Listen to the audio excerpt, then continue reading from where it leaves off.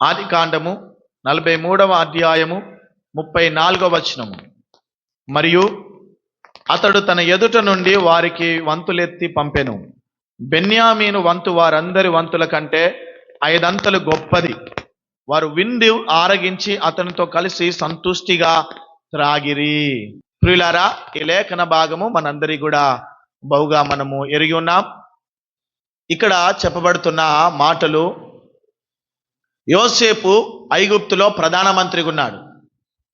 ప్రధానమంత్రిగా ఉన్న తర్వాత యోసేపు యొక్క అన్నదమ్ములు 11 మంది, అనగా యాకోబు యొక్క కుమారులు 11 మంది యోసేపు దగ్గరికి వచ్చారు.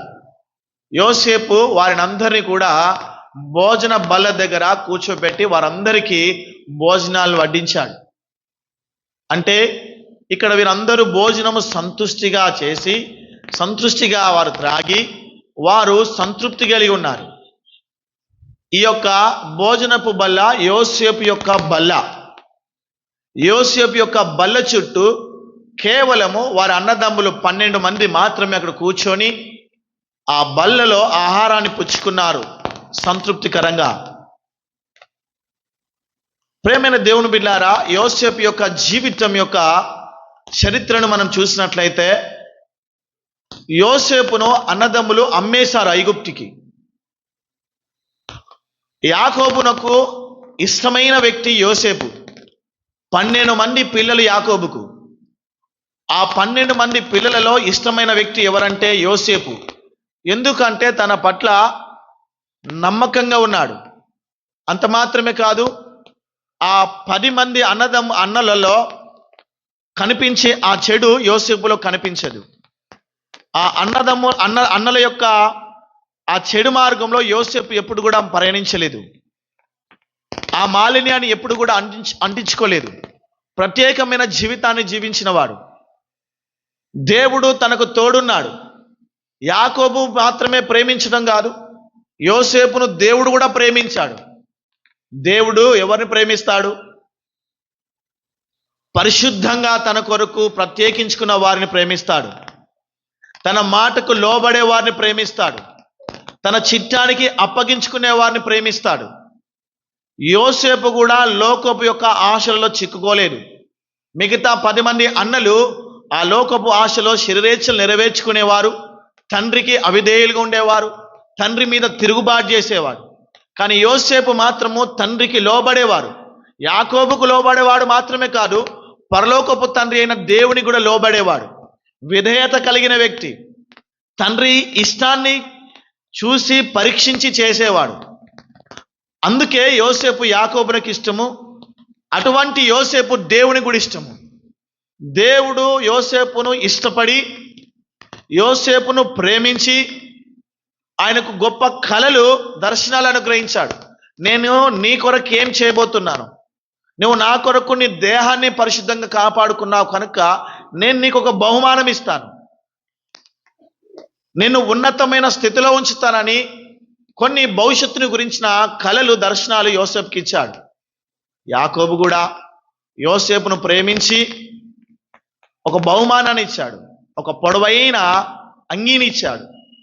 అది విచిత్రమైన నిలువుటంగి. అలాగే యాకోబు ప్రేమించి ఆ నిలువుటంగిని ఇచ్చినట్లుగా యోసేపును దేవుడు కూడా ప్రేమించి మంచి భవిష్యత్తుల గురించి దర్శనాలు ఇచ్చాడు. ఆ దర్శనాలు కలల భావమును అన్నదమ్ములతో పంచుకున్నప్పుడు అన్నలకు అసూయ కలిగింది తమ్ముని మీద. మీరందరూ నాకు సాష్టాంగ పడుతున్నారు, నా ఒక్క పన లేచి నిలబడ్డాది, మిగతా 10 పనాలు అవన్నీ కూడా సాగిలపడ్డాయి అని చెప్పినప్పుడు వారందరూ ఆయన మీద కోపం తెచ్చుకుంటారు. యోసేపు మీద. యోసేపును కష్టపెట్టాలని, హింసించాలని, యోసేపుకు నష్టం కలిగ చేయాలని వారు సమయం కొరకు ఎదురు చూస్తూ ఉంటారు. కానీ ప్రేమైన దేవుని బిడ్డారా, ఒక సమయము రానే వస్తుంది. ఆ రోజు యోసేపు అన్నల కొరకు ఒక ఆహారపు యొక్క బాక్స్ను సిద్ధపరచుకొని అరణ్యములో గొర్రెలు మేపుతున్న అన్నల దగ్గరికి వెళ్తాడు. ఒంటరిగా వస్తున్న యోసేపును చూసి కలలు కనేవాడు వస్తున్నాడు అని చెప్పేసి ఎగతాళి చేసి, వచ్చిన తర్వాత ఆయన నానా హింసలు పెట్టి కొట్టి గోతిలో పడేస్తారు. గోతిలో పడేసిన తర్వాత అంతటితో ఆగరు. అటువైపు నుంచి ఇస్మాయేలీయులు మిద్యానీయులు వెళ్తుంటారు. యోసేపును వారికి అమ్మేస్తారు 30 వెండి నాణాలకు. ఆ మిద్యానీయులు తీసుకెళ్లి పోటిఫర్కు అమ్మేస్తారు. ఐగుప్తు యొక్క ఫరో యొక్క అధిపతికి అమ్మేస్తారు యోసేపును. యోసేపు ఇప్పుడు అక్కడ బానిస. ఎవరి మూలంగా బానిసకెళ్ళాడు? అన్నదమ్ముల మూలంగా, అన్నలను బట్టి తండ్రికి దూరమయ్యాడు, సొంత దేశానికి దూరమయ్యాడు. ఇప్పుడు తండ్రి ప్రేమ లేదు. ఇప్పుడు యోసేపు ఒంటరిగా నిస్సహాయ స్థితిలో, మరి ఎంత దౌర్జన్యం అంటే బానిసగా అమ్మివేయబడ్డాడు. ఒక తండ్రి చేత బహుగా ప్రేమించబడుతున్న వ్యక్తి అన్నదమ్ములు ద్వేషించిన చేత ఇప్పుడు ఒక ఇంట్లో బానిస పని చేయాల్సి వచ్చింది. బానిస పిల్లోడు ఉన్నాడు. బానిస అంటే పొద్దున 10 గంటలకు వెళ్ళి సాయంత్రం 5 గంటలకు వచ్చేది అది కాదు, అది జీతగాడు అంటారు. ప్రేమైన దేవుని బిడ్డలారా, బానిస అంటే తన మీద తనకు ఎటువంటి అధికారం లేనివాడు. బానిస అంటే కొనబడినవాడు. బానిస అంటే యజమానుని మీద ఆధారపడే వ్యక్తి. అటువంటి బానిస వ్యక్తిగా యోసేపు అమ్మివేయబడ్డాడు. 24 అవర్స్ యజమాని ఏం చెప్తే పని చేయాలి. నా టైం అయిపోయింది, నేను నా డ్యూటీ అయిపోయింది అంటే వీలు పడదు. ఎప్పుడు లేపి ఆ పని చేయమంటే చేయాలి. అటువంటి బానిసత్వంలోకి వెళ్ళిపోయాడు. కానీ దేవుడు యోసేపునకు తోడున్నాడు. తండ్రి తోడు లేడు, అన్నదమ్ములు తోడు లేరు. కానీ దేవుడు అక్కడ తోడుండి అతడు చేయనదంతా సఫలపరిచాడు. అక్కడ పోటిఫర్ చూసి యోసేపును తన ఇంటి మీద విచారకర్తగుంచాడు. ఆ సంతోషము కొద్ది దినాలే. మళ్ళీ మరొక రూపంలో శోధన రానే వచ్చింది. ఆ ఇంటి యజమానురాలి రూపంలో. ఆ యజమానురాలు యోసేపును శోధిస్తాడు. యోసేపు నా దేవునికి విరోధంగా నేను పాపం చేసి నేను బ్రతకలేనని చెప్పేసి తన పాపము నుండి దూరంగా పారిపోతాడు. పాపానికి ఎక్కడ కూడా చోటిచ్చినట్టు కనబడడు యోసేపు. అందుకే దేవునికి ఇష్టడు. కానీ ఆ పాపము చేయకపోవడం చేత ఆయన మీద నింద వేసి ఆయన చెరసాలకు అప్పగిస్తారు. చెరసాలలో ప్రేమైన దేవుని బిడ్డలారా, దాదాపుగా ఈ బానిసత్వము, ఆ చెరసాల 13 సంవత్సరాలు ఆయన మగ్గిపోతాడు. బానిసత్వంగా ఎన్ని సంవత్సరాలు ఉన్నాడో తెలియదు. మొత్తం కలిపి చెరసాల యొక్క బానిసత్వాన్ని బట్టి 13 సంవత్సరాలు. ఈ 13 సంవత్సరాలు వేదన పడతాడు, యాతన పడతాడు, బాధలు అనుభవిస్తాడు. అయితే ఇటువంటి సమయమున దేవుడు ఫరోకు ఒక కళను అనుగ్రహిస్తాడు. దానికి ముందు నాయకునికి భక్ష్యగారుల అధిపతికి కూడా ఒక కళ వస్తే వారిద్దరికి భావం చెప్తాడు. ఒకరేమో వెళ్తున్నప్పుడు నన్ను జ్ఞాపకం చేసుకోండి అనా, నన్ను జ్ఞాపకం చేసుకోండి, నువ్వు రిలీజ్ అవుతావు, ఇదిగో ఈయన కొట్టబడతాడు, ఈయన తల కొట్టబడతాది అని చెప్తాడు. అందులో ప్రేమైన దేవుని బిడ్డలారా, ఒక వ్యక్తి నిజంగానే రిలీజ్ అవుతుంటాడు యోసేపు చెప్పిన రీతిగానే. అప్పుడు యోసేపు తనను బ్రతిమలాడుకుంటాడు.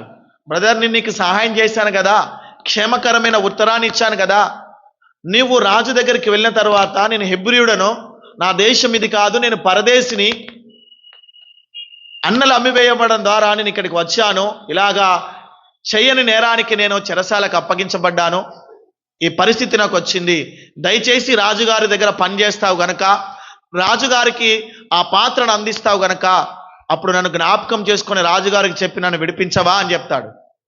ఖచ్చితంగా తమ్ముడా, నువ్వు నాకు ఎంతో మేలు చేశావు, నేను నిన్ను విడిపిస్తాను, రాజుగారికి చెప్తాను, నేను అవసరమైతే ఫైరో చేస్తాను అక్కడ అని చెప్పి వెళ్తాడు. యోసేపు ఆశ పెట్టుకుంటాడు. వెళ్ళాడు, నేను చెప్తేనే వెళ్ళాడు, రేపైనా ఎల్లుండైనా నేను రిలీజ్ అవుతానని అక్కడ ఉన్న వారందరితో చెప్తున్నాడు. 2 రోజులు అయిపోయింది. ఒక వ్యక్తి అడిగాడు, ఏం యోసేపు వెళ్ళాడు, 2 రోజుల్లో రిలీజ్ అవుతామన్నావు కదా, ఏమైంది అన్నాడు. ఏమో అన్న, ఇంకా డ్యూటీలు ఎక్కలే కావచ్చు అన్నాడు. నెల గడిచిపోయింది. ఏమైంది? 2 నెలలు గడిచిపోయింది. ఏమైంది? సంవత్సరం అయిపోయింది. ఏమైంది? ఎదురు చూస్తున్నాడు. యోసేపు ఆశ పెట్టుకున్నాడు, ఒక మానవుని ఆశ్రయించాడు, ఒక మానవుని మీద ఆధారపడ్డాడు. 2 సంవత్సరాల వరకు యోసేపు రిలీజ్ కాలేదు. ఆ వ్యక్తి మరిచిపోయాడు. అలా చేసింది దేవుడే. మనుషుని మీద ఆధారపడకూడదు. నీకు విమోచన కలగచేయవాడు నేను, నీకు సహాయము చేయవాడు నేను, మనుషులు కాదు నిన్ను విడిపించేదని అక్కడ దేవుడు రుజువుపరిచాడు. యోసేపుకు అర్థమైంది. 23 నెలలు గడిచినాక అర్థమైంది. 24వ నెలలో ప్రవేశించాడు. అప్పుడు ప్రార్థన చేస్తున్నాడు, తప్పైంది ప్రభువా, నేను ఆధారపడాల్సింది నీ మీద, చూడాల్సింది నీ వైపు, ఆ మానవుని వైపు చూశాను, క్షమించు నాయనా అని ప్రార్థన చేశాడు. అప్పుడు మరలా దేవుడు ఆ రాత్రి ఫరోను దర్శించాడు. ఒక మర్మమైన కలను అతనికి తెలియజేశాడు. ఫరో ఉక్కిరిబిక్కిరవుతున్నాడు. ఈ కలభావం తెలియాలని అక్కడున్న వారందరినీ పిలిపించాడు. తత్వవేత్తలందరినీ, జ్ఞానులను. ఏ ఒక్కరు కూడా కలభావాన్ని చెప్పేవారు లేరు. అప్పుడు పానాదాయకుల నాయకునికి జ్ఞాపకం వచ్చింది, అరే ఒకప్పుడు మేమిద్దరము కలగంటే ఆ వ్యక్తి కలభావం తన దేవుని యొక్క సహాయం చేత చెప్పాడే, ఈ వ్యక్తి రాజు యొక్క కళని చెప్తాడని చెప్పేసి వెళ్ళి, రాజా ఒక వ్యక్తి ఉన్నాడు, ఆ వ్యక్తిని కలభావం చెప్పగలుగుతాడని చెప్పాడు. ఇప్పుడు దేవుడు ఇతనికి జ్ఞాపకం తెచ్చాడు. ఇప్పుడు ప్రేమైన దేవుని బిడ్డలారా, వెళ్ళి చెప్పాడు, ఆ వ్యక్తిని పిలిపించమన్నారు. పిలిపించారు. చూడండి 14వ వచనము 41వ అధ్యాయము. యోసేపును పిలువనంపెను కాబట్టి చెరసాల నుండి అతని త్వరగా రప్పించిరి. అతడు క్షౌరము చేయించుకొని మంచి బట్టలు కట్టుకొని ఫరో యొద్దకు వచ్చెను. ప్రేమైన దేవుని బిడ్డారా, ఇక్కడ యోసేపును పిలిపించారు, క్షౌరం చేపించేశారు, వస్త్రం తొలగించారు. ఇది 3వసారి వస్త్రం. ఒకసారేమో వాళ్ళ నాన్న అతను ఒంటి మీద ఉన్న వస్త్రాన్ని తొలగించి ఒక వస్త్రం ఇచ్చారు. అయితే ఆ వస్త్రాన్ని అన్నదమ్ములు తీసేశారు. రెండోసారి అతను ఒంటి మీద ఉన్న వస్త్రాన్ని ఆ యజమానురాలు, 44 ఇంట్లో యజమానురాలు లాగేసింది. ఇప్పుడు 3వసారి ఒంటి మీద వస్త్రాలు పోతున్నాయి. ప్రేమైన దేవుని బిడ్డలారా, ఇప్పుడు ఆ కలభావాన్ని చెప్పాడు ఫరోకి, ఇదిగో ఈ కలభావం ఇది, మీరు ఇలా చేస్తే మీ దేశాన్ని కాపాడుకోగలుగుతారు. 7 సంవత్సరాలు సమృద్ధి కలుగుతుంది, 7 సంవత్సరాలు కరువు వస్తుంది, భయంకరమైన కరువు, ప్రపంచం మొత్తం కూడా కరువు వస్తుంది. కనుక ఈ 7 సంవత్సరాలు పండే పంటను అంతటిని కూడా మీరు కొట్టల్లో దాచిపెట్టుకోండి, ఆ 7 సంవత్సరాలకు ఉపయోగపడుతుందని దేవుడు ఫరోకు తెలియజేశాడు. ఫరోను ప్రేమించి అని చెప్తాడు. చెప్తే అమ్మా ఎంత గొప్ప మర్మం ఇది. సరిగా ఈ పంటనంతా సమకూర్చే వారికి మంచి జ్ఞానవంతుల్ని సమకూర్చుకొని పంటను సేకరించినని చెప్తాడు. నీకంటే జ్ఞానవంతులు ఎవరు లేరయ్యా, నీవే ఈ రాజ్యం మీద ప్రధానమంత్రిగా ఉండు అని చెప్పేసి ఆయనను చెరసాల నుండి విడిపించి ప్రధానమంత్రికి ఉంచుతాడు. ఆ మాట కూడా చెప్దాం. 39వ వచనము 38 నుంచి చదువుదాం. ఇతని వలె దేవుని ఆత్మగల మనుషుని కనుగొనగలమా అని అనెను. మరియు ఫరో, దేవుడు ఇదంతయు నీకు తెలియపరచెను గనక నీ వలె వివేక జ్ఞానములు గలవారెవరూ లేరు. నీవు నా ఇంటికి అధికారివై ఉండవలెను. నా ప్రజలందరూ నీకు విధేయులయ్యుందురు. సింహాసనం విషయంలో మాత్రమే నేను నీకంటే పైవాడినై ఉందునని యోసేపుతో చెప్పెను. మరియు ఫరో, చూడుము, ఐగుప్తు దేశమంతటి మీద నేను నియమించి ఉన్నానని యోసేపుతో చెప్పెను. మరియు ఫరో తన చేతికున్న తన ఉంగరమును తీసి యోసేపు చేతికి పెట్టి సన్నపు నార బట్టలు అతనికి తొడిగించి అతని మెడకు బంగారు గొలుసు వేసి తన 2వ రథం మీద అతన్ని ఎక్కించెను. వందనములు చేయడం అతని ముందర జనులు కేకలు వేసిరి. అన్నదమ్ములు మోసం చేశారు, అన్నదమ్ములు అమ్మేశారు, కానీ దేవుడు మాత్రము వారిని విడిచిపెట్టలేదు. దేవుడు చెరసాల్లో కూడా తోడుండి అతను విడిపించి ఇప్పుడు ప్రధానమంత్రిగా చేశాడు. ప్రధానమంత్రి అయిపోయిన తరువాత ఆ దేశంలో పంట అంతా కూడా సమృద్ధిగా పండింది. ఆ పంటను తెలివిగా ఆయన వివేక జ్ఞానం గల వాడు గనక అదంతా సమకూర్చాడు. ఇప్పుడు 7 ఏళ్ల తర్వాత మరలా ప్రపంచం మొత్తం కూడా కరువు వచ్చింది. ఆ కరువులో యాకోబు కుటుంబము బహుభారంగా ఉంది. యాకోబు కుటుంబంకు, ఆ యాకోబు యొక్క కుటుంబము చనిపోవడానికి సిద్ధంగా ఉంది. ఆ కరువును తట్టుకోలేక, ఆకలిని తట్టుకోలేక. అప్పుడు యాకోబుకు ఒక మాట వినబడతారు. ఐగుప్తులో ధనాన్ని సేకరించారట, ధాన్యాన్ని అమ్ముతున్నారట. ధనం తీసుకొని మీరు వెళ్ళి ఈ ధనం తీసుకొని వెళ్ళి వారికి ధనాన్ని ఇచ్చి ధాన్యాన్ని తీసుకురండి, మనము తిని బ్రతుకుదాం అని చెప్పి పంపిస్తారు. వారు ఒక మారు వెళ్తారు. యోసేపు గుర్తుపడతాడు అన్నదమ్ములు వీళ్ళే అని చెప్పేసి. కానీ అన్నదమ్ములు యోసేపును గుర్తుపట్టారు. అప్పుడు బెన్యామిన్ని తీసుకురావాలని ఒక వ్యక్తిని ఆపుతాడు. బెన్యామిని తీసుకొస్తారు. తీసుకొచ్చిన తర్వాత ఆ అన్నదమ్ములకు తను తాను ఇంకా ప్రత్యక్షపరచుకోలేదు, బయలుపరచుకోలేదు తాను ఎవరో. అప్పుడు మనం మొదట చదివిన వాక్యము, ఆ బల్ల ఏర్పాటు చేస్తాడు, ఆ బల్ల మీద భోజనాలు పెట్టాడు. మనం ఇంతకుముందుకు ధ్యానం చేసినట్లు ఆ బల్ల మీద వారందరూ భోజనం చేశారు, తృప్తి నొందారు. ప్రేమైన దేవుని బిడ్డలారా, ఎవరు యోసేపు? ఆ బల్ల మీద కూర్చున్న వారు ఎవరు? అన్నదమ్ముల మోసం చేత అన్నదమ్ములు ద్వేషించి అతని కష్టాల పాలు చేశారు, అతన్ని అమ్మివేశారు, చెరసాలకు బాధ్యునిగా చేశారు, బాధలు అనుభవించినట్టు చేశారు, తండ్రి ప్రేమకు దూరమేటే చేశారు. ఎవరు వీరంతా యోసేపుకు? యోసేపు ఇప్పుడు వారిని ఏం చేస్తున్నాడు? వారి పాపాలను ఏమాత్రం, వారి యొక్క తప్పిదాలను, అపరాధంను ఏమాత్రం కూడా జ్ఞాపకం ఉంచుకొనక వారి అపరాధంను క్షమించి తనకు చేసిన నష్టాన్ని ఆయన మరిచిపోయి వారిని అందరూ కూడా ఆ బల్ల చుట్టూ కూడా ఉంచి ఆ భోజనము చేసి తృప్తి పడినట్టుగా చేశాడు. వీరందరూ యోసేపుకు శత్రువులేనా? అన్నదమ్ములందరూ శత్రువులే. అలాగే ఈయనను శత్రువుగా భావించి అమ్మేశారు, ద్వేషించి. కానీ యోసేపు మాత్రము వారిని ద్వేషించాడా? యోసేపు వారిని శత్రువులుగా భావించాడా? వారు చేసిన తప్పిదాన్ని క్షమించాడు.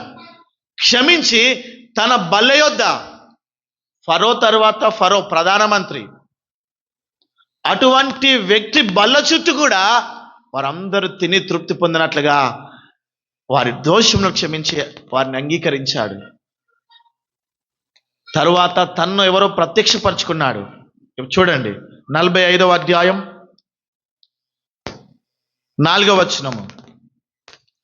అంతటా యోసేపు నా దగ్గరకు రండని తన సహోదరుతో చెప్పినప్పుడు వారు అతని దగ్గరికి వచ్చిరి. అప్పుడు అతడు ఐగుప్తుకు వెళ్ళుటకు మీరు అమ్మివేసిన ఈ సహోదరుడైన యోసేపు నేనే. అయినా నేను ఇక్కడికి వచ్చినట్లు మీరు నన్ను అమ్మివేసినందుకు దుఃఖపడకుడి, అది మీకు సంతాపం పుట్టింపనీయకుడి. ప్రాణ రక్షణ కొరకు దేవుడు మీకు ముందుగా నన్ను పంపెను. ప్రేమైన దేవుని బిడ్డారా, తానెవరు ఇప్పుడు ప్రత్యక్షపరుచుకున్నాడు, బయలుపరుచుకున్నాడు. ఇక్కడేమో 43 అధ్యాయం 34వ వచనంలో బలలో వాళ్ళు పాలు పంచుకున్నట్టు చేశాడు.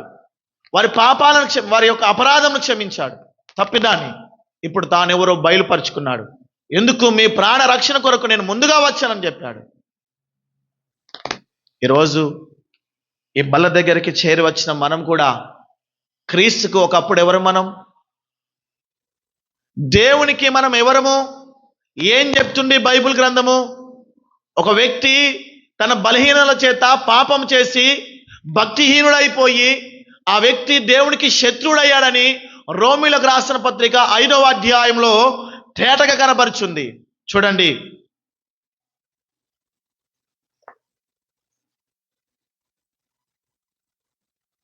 10వ వచనము, 8వ వచనం నుంచి చదువుతాను. 5వ అధ్యాయము 8వ వచనం. అయితే దేవుడు మన యెడల తన ప్రేమను వెల్లడిపరచుచున్నాడు. ఎట్లనగా మనం ఇంకనూ పాపులమై ఉండగానే క్రీస్తు మన కొరకు చనిపోయెను. కాబట్టి ఆయన రక్తము వలన ఇప్పుడు నీతిమంతులంగా తీర్చబడి మరింత నిశ్చయముగా ఆయన ద్వారా ఉగ్రత నుండి రక్షింపబడుదుము.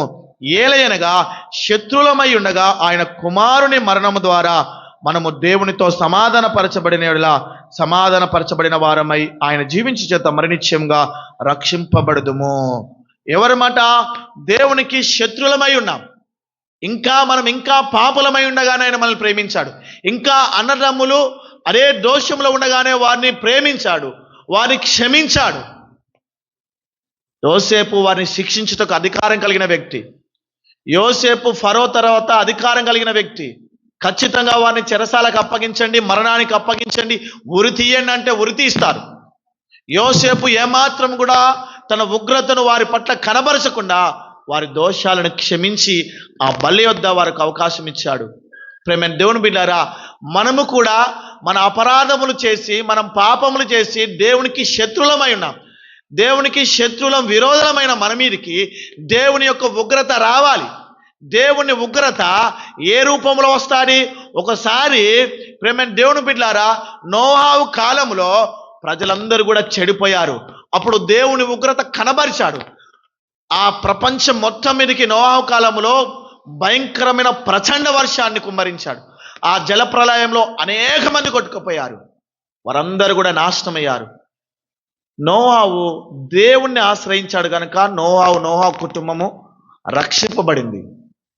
మిగతా వారందరూ కూడా దేవుని ఉగ్రతకు పాలైపోయి నాశనం అయిపోయారు. మరొక మారు దేవుని యొక్క ఉగ్రత సొదొమ గొమొర్రా మీదకి దిగివచ్చింది, అగ్ని గంధకాలతో దిగివచ్చింది. ఆ సొదొమ గొమొర్రా పట్టణం మొత్తం కూడా కాలిపోయింది, అందరూ చచ్చిపోయారు. అబ్రాహామును బట్టి కేవలము లోతు కుటుంబాన్ని దేవుడు బయటికి తీసుకొచ్చాడు. ఆ దేవుని యొక్క ఉగ్రత ఇప్పుడు కూడా మన మీదికి దిగి రావాలి.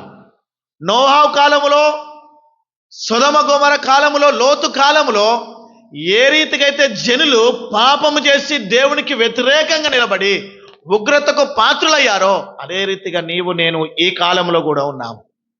ఆ కాలములో పెళ్లిళ్ళకి ఇవ్వబడుతూ ఇల్లులు కట్టుకొనుచు తినుచు త్రాగుచు జనులు ఇష్టం ఉన్నట్లు తిరిగారు. ఈరోజు కనబడట్లా గొప్ప గొప్ప భవంతులు, ఆకాశానికి అంటేటి ఇష్టమైన ప్రవర్తన, త్రాగుడు, తినుడు. ప్రేమైన దేవుని మీద నోవాహు కాలంలో ఏది జరిగిందో, లోతు కాలంలో ఏం జరిగిందో ఇప్పుడు అదే జరుగుతుంది. ఆ కాలంలో వచ్చిన ఉగ్రతనే ఈరోజు కూడా నీ మీద నా మీదకై రావాల్సింది. కానీ ఈ ఉగ్రతను తప్పించడం కొరకు యేసుక్రీస్తుల వారు నీ కొరకు నా కొరకు మరణించి ఆయన రక్తమును చిందించి ఆయన శరీరమును నలగొట్టబడి మనకి చేతికి ఇవ్వబడినట్లుగా ప్రేమైన దేవుని బిడ్డలారా, ఈరోజు ఆయన బల్ల యొద్దకు వచ్చిన మనల్ని క్షమించి ఆయన బల్లను ఆశ్రయించిన వారికి నిత్యత్వం ఇవ్వడానికి కొరకు ఆయన మానవుల పాపములందరి కొరకు రక్తాన్ని చిందించాడు, ఒకేసారి చనిపోయాడు. ఆయన శరీరము నలగొట్టబడి మరణానికి అప్పగించబడ్డ చేత ఆయన మరణించి సమాధి చేయబడి తిరిగి లేచాడు. ఆయన మరణ పునరుద్ధాలను నిన్ను నన్ను నీతిమంతునిగా చేసి దేవుని యొక్క ఉగ్రత నుండి తప్పించాయి. ఇప్పుడు దేవుని యొక్క బల్ల యొద్దకు, అంటే క్రీస్తు యొక్క బల్ల యొద్దకు మనము వచ్చుటకు అంగీకరించబడ్డాం. దేవుడు మనల్ని క్షమించాడు. ఈరోజు నా పాపము క్షమించబడకపోతే ఈ బల్ల యొద్దకు వచ్చేవారం కాదు, ఆయన మరణాన్ని మనం జ్ఞాపకం చేసుకునేవారం కాదు. ఆయన బలలో చెయ్యి వేసేవాడు ఎలాగుంటాడట? నా రక్తము త్రాగి నా శరీరము తినవాడు నిత్య జీవం గలవాడు. ఆయన శరీరము తినక ఆయన రక్తము త్రాగని వాడు నిత్య నాశనానికి పాత్రుడు, నిత్య నరకాగ్నికి పాత్రుడు.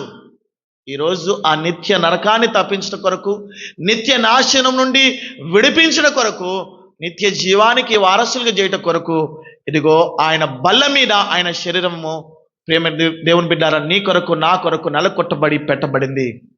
ఆయన రక్తము నా పాపములు తీసివేయట కొరకు కలువరి శిలువలో చిందించి ఈరోజు నీకు నాకు ఇవ్వబడింది.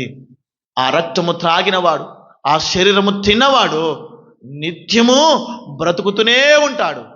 ఇంత గొప్ప ధన్యత ప్రభు మనకి ఇచ్చాడు. మనము మన పాపముల చేత దేవునికి శత్రువులమై ఉన్నాం. శత్రువులమైన ఉన్న మన మీదకి దేవుని ఉగ్రత రావాలి. కానీ ఆ ఉగ్రత నుండి తప్పించే కొరకు యేసుక్రీస్తుల వారు మరణించాడు. ఆ మరణము ఎందుకు కొరకు అంటే నా పాపాలను క్షమించట కొరకు. నా పాపాలు క్షమించబడకపోతే మనము దేవుని ఉగ్రతకు పాత్రులము. కనుక ఆ పాపాలు క్షమించబడాలంటే సృష్టికర్త అయిన దేవుడు అమూల్య రక్తము, నిర్దోషమైన రక్తము, పరిశుద్ధమైన రక్తము, తన రక్తాన్ని చిందించడం ద్వారా నా పాపాలు తుడిచివేయబడ్డాయి. నా పాపాలకు ఎక్కడ పోయినా ఆ ప్రాయశ్చితం కలగదు. కేవలము యేసుక్రీస్తు రక్తము చేత, ఆయన మరణ పునరుద్ధానాల చేత నా పాపము ప్రాయశ్చితము చేయబడుతుంది. అంటే నా పాపాలు తొలగించబడతాయి. అందుకొరకు ఆయన మరణించి తిరిగి లేచిన వాడున్నాడు. ఈరోజు ఆయన బలిలో చేయివేస్తున్న నీవు నేను ఎవరమో తెలుసా? నిత్యత్వానికి వారసులము మనము. మనోహరమైన స్థలంలో ఉండబోతున్న వారు మనము. ఆ సమస్తాన్ని జయించిన వాడితో రేపు పరిపాలన చేయబోతున్న వారు మనము. ఆయన ఉండబోతున్న సృష్టికర్త అయిన దేవుడు ఉండబోతున్న రాజ్యంలో ఆయన కుడిపార్శ్వంలో ఉండబోతున్నాం మనం, నీవు నేను. నీ కొరకు నా కొరకు ఆయన ఒక నివాసం సిద్ధపరిచాడు. ఎవరైతే ఆయన యందు విశ్వాసం ఉంచారో, విశ్వాసం లేని వారి కొరకు కూడా ఆయన నియమించున్నాడు నిత్య నరకము. ఆ చోటుకు పైన వాడు తిరిగి రాడు. ప్రేమ దేవుని బిడ్డారా, అక్కడ అగ్ని ఆరదు, పురుగు చావదు. హాస్పిటల్కి వెళ్ళిన వాడైనా తిరిగి వస్తాడనే నమ్మకం ఉంది. జైలుకు వెళ్ళిన వాడైనా ఒకరోజు తిరిగి వస్తాడనే నమ్మకం ఉంది. ఆ చోటుకు నిత్య నరకానికి వెళ్ళిన వాడు మరెండు కూడా తిరిగి రాడు. తిరిగినాడు గనక అక్కడ అగ్ని ఆరదు, పురుగు చావదు గనక వాటి నుండి తప్పించట కొరకు యేసుక్రీస్తుల వారు ఈరోజు నా పాపాలు క్షమించి ఆయన పరిశుద్ధమైన రక్తాన్ని, ఆయన శరీరాన్ని మనకి ఈరోజు మన ముందు ఉంచాడు. ఆయన బలి యొద్దకు వచ్చి కృప చూపించాడు. కనుక మనం జ్ఞాపకం చేసుకొనుచు మనం ఆయన ఆరాధించుకుందాం.